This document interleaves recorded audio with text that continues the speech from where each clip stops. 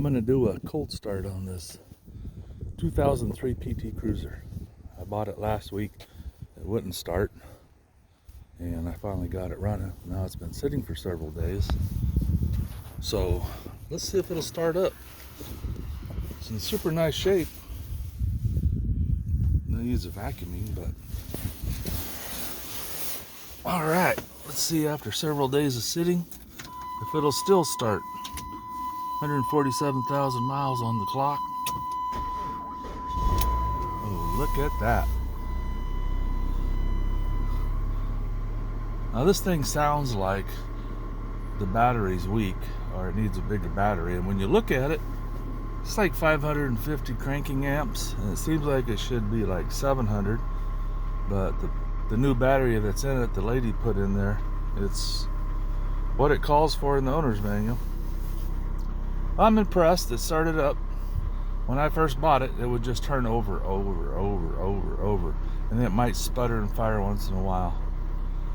And I'm not sure what the problem was, because I had a mechanic friend look at it after I couldn't figure it out.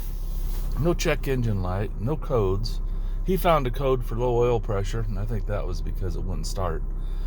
But I replaced the camshaft position sensor. Well, first, let's go back. I put in new spark plugs, still wouldn't start.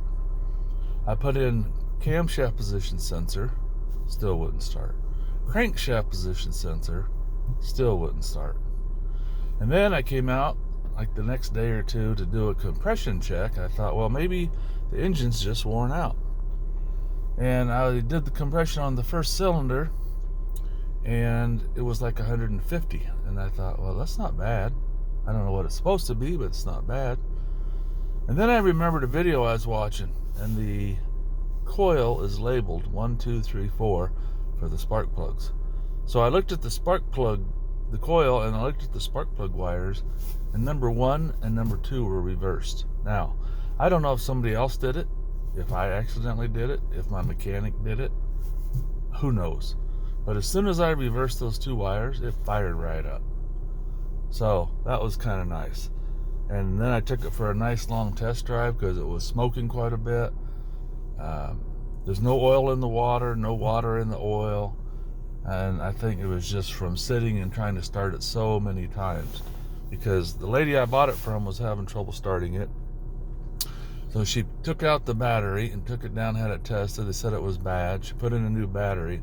After that, she said it just never started. So it was nice to have that happen. So if you have a similar problem, check your coils. In fact, I'll pause this real quick and just show you how to check them. Well, it's not going to be as easy to show you as I thought, but the coil is underneath the intake manifold right back here. And on top of it, maybe you can see one right there's a number. There's a different portion there. And I can't remember which is which. Oh, that's number 1. So that's number 1. This one over here is number 2. And I think it's 3 and 4. And as you're looking at the motor from the front, this is the number 1 cylinder. Well, on a 4-cylinder engine, if you have 2 of your spark plugs backwards, it's probably not going to start or run. And in this case, it really sounded like the timing was way off, because it would just crank over and it would almost sound like metal hitting. I thought, man, this engine's shot.